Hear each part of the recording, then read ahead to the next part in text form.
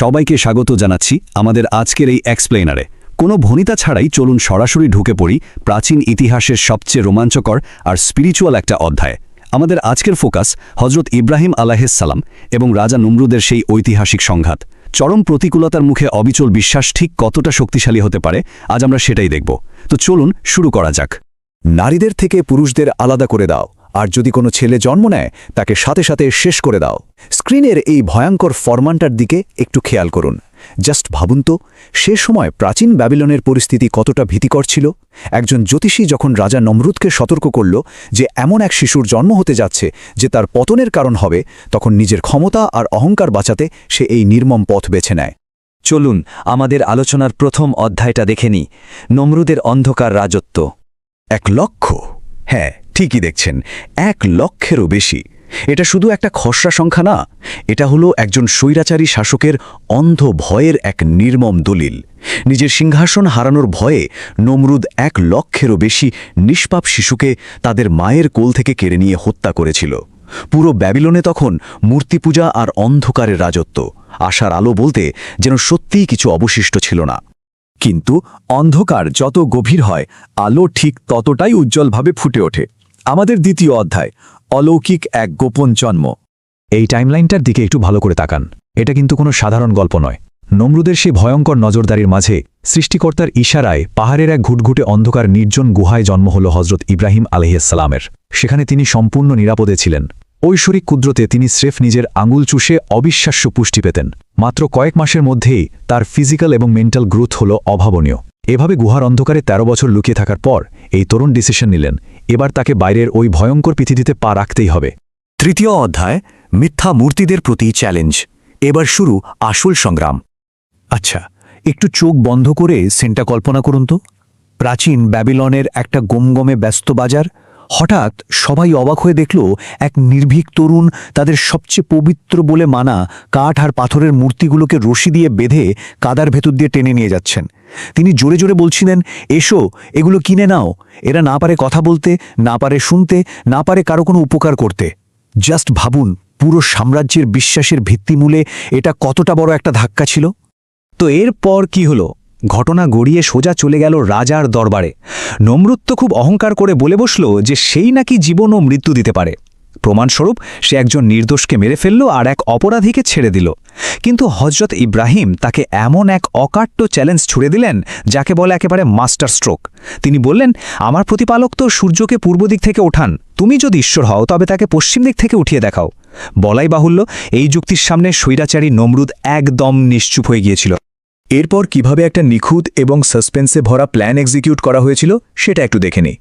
ব্যাবিলনের সেই বার্ষিক উৎসবের দিন সবাই শহর ছেড়ে বাইরে যেত। হজরত ইব্রাহিম ঠিক এই সুযোগটার জন্যই ওয়েট করছিলেন। মন্দির ফাঁকা পেয়ে তিনি সেখানে ঢুকে মূর্তিগুলোর সামনে খাবার রাখলেন। জড়পদার্থ কি আর খেতে পারে? এরপর একটা ভারী কুঠার দিয়ে সবচেয়ে বড় মূর্তিটা ছাড়া বাকি সব ভেঙে চুরমার করে দিলেন। আর সব শেষে একদম ফিল্মি স্টাইলে কুঠারটা ওই বড় মূর্তিটার কাঁধেই ঝুলিয়ে রেখে এলেন। লজিকটা খেয়াল করেছেন? উৎসব থেকে ফিরে লোকেরা যখন তাকে ধরল, তিনি শান্তভাবে বললেন, ওই বড় মূর্তিটাকেই জিজ্ঞেস করো না, কুঠার তো ওর কাঁধেই। লোকেরা বিরক্ত হয়ে বলল, জানোই তো এরা কথা বলতে পারে না। আর ঠিক এই পয়েন্টেই তিনি মোক্ষম আঘাতটা করলেন। যে মূর্তি কথা বলতে পারে না, নিজেকে বাঁচাতে পারে না, সে তোমাদের ঈশ্বর হয় কিভাবে? এক মুহূর্তের জন্য হলেও পুরো জনতা স্তব্ধ হয়ে গিয়েছিল। কিন্তু মানুষের ইগো বড়ই ভয়ানক জিনিস। শুরু হলো চতুর্থ অধ্যায়, আগুনের পরীক্ষা। এই আগুনের ভয়াবহতাটা একটু আন্দাজ করার চেষ্টা করুন। পুরো শহরের মানুষ মিলে দিনের পর দিন কাঠ জমিয়ে এ বিশাল আগুন তৈরি করেছিল। উত্তাপ এতটাই মারাত্মক ছিল যে আকাশ দিয়ে কোনো পাখি উড়ে যেতে পারছিল না। এমনকি নমরুদের সৈন্যরাও কাছে ঘেঁষতে পারছিল না।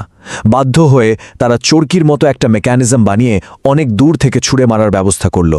এখন প্রশ্ন হলো, এরকম একটা অনিবার্য আর ভয়ঙ্কর অগ্নিকুণ্ড থেকে কোনো মানুষের পক্ষে কি আদৌ বেঁচে ফেরা পসিবল? ঠিক এই চরম বিপদের মুখে যখন তাকে শূন্যে ছুঁড়ে মারা হচ্ছে, অবিশ্বাস্য হলেও সত্যি, তার চোখে মুখে বিন্দুমাত্র কোনো আতঙ্ক ছিল না। তার মুখে ছিল কেবল এই কথাটা, আমার জন্য আল্লাহই যথেষ্ট এবং তিনি সবচেয়ে উত্তম কর্মবিধায়ক। একেই বলে তাওয়াক্কুল। চারিদিকে যখন নিশ্চিত মৃত্যু, তখনও স্রষ্টার উপর এমন অবিচল আস্থা। এই স্লাইডটার কন্ট্রাস্টটা একটু খেয়াল করুন, এক পাশে দয়া আর এক পাশে বিদ্বেষ। এই বিশাল আগুনের সময় একটা ছোট্ট ব্যাঙ তার ক্ষুদ্র মুখে করে পানি এনে আগুন নেভানোর আপ্রাণ চেষ্টা করছিল। অন্যদিকে একটা টিকটিকি সেই আগুনে ফু দিয়ে তাকে আরও উস্কে দিচ্ছিল। এটা আমাদেরকে খুব সিম্পল একটা জিনিস শেখায়, পরিস্থিতি যতই কঠিন হোক না কেন, আপনার অবস্থানটা কোন দিকে সেটাই সবচেয়ে ম্যাটার করে। আর ঠিক তক্ষণই ঘটল সেই অকল্পনীয় ঘটনাটা। ফিজিক্সের সমস্ত নিয়মকে কাজকলা দেখিয়ে ঐশী আদেশে সেই ভয়ঙ্কর আগুন পুরো 3 দিনের জন্য একটা শীতল আর প্রশান্তিদায়ক বাগানে পরিণত হলো। যেই আগুনের কাজ পুড়িয়ে ছাই করে দেওয়া, সেটাই হয়ে গেল শান্তির আশ্রয়। শেষ এবং পঞ্চম অধ্যায়, বিশ্বাস, ন্যায়বিচার এবং হিজরত। চলুন দেখি এরপর কি ঘটল। এত বড় একটা মিরাকেল নিজের চোখে দেখার পরও নমরুদের ইগো তাকে সত্যটা মানতে দিল না। হতবাক হলেও সে ঈমান আনল না।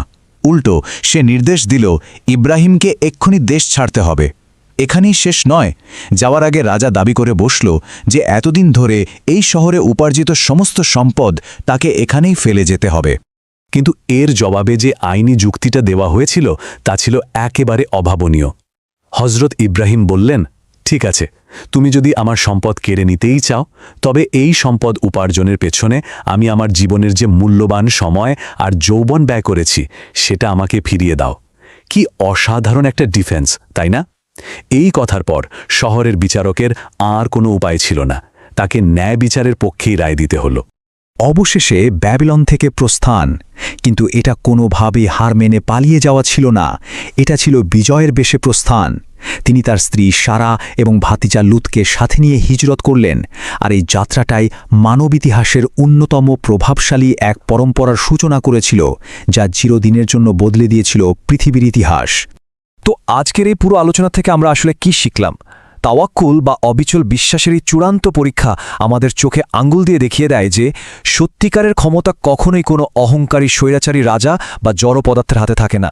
আলটিমেট পাওয়ার কেবল মহাবিশ্বের স্রষ্টার হাতে। এক্সপ্লেনারটি শেষ করার আগে আপনাদের জন্য আমার একটা প্রশ্ন। যখন একজন মানুষ সত্যের পক্ষে একাই অটল হয়ে দাঁড়ায়, তখন পৃথিবীর ভয়ঙ্করতম আগুনও শান্তির সুবাতাসে পরিণত হতে পারে। আজ আমাদের নিজেদেরকে একটু জিজ্ঞেস করা উচিত, আধুনিক এই যুগে আমাদের নিজেদের মনে কি এমন কোনো দৃঢ় বিশ্বাস বা কনভিকশন আছে যা এমন ভয়ঙ্কর আগুনের শিখার সামনেও মাথা উঁচু করে দাঁড়িয়ে থাকতে পারবে? একটু ভেবে দেখবেন।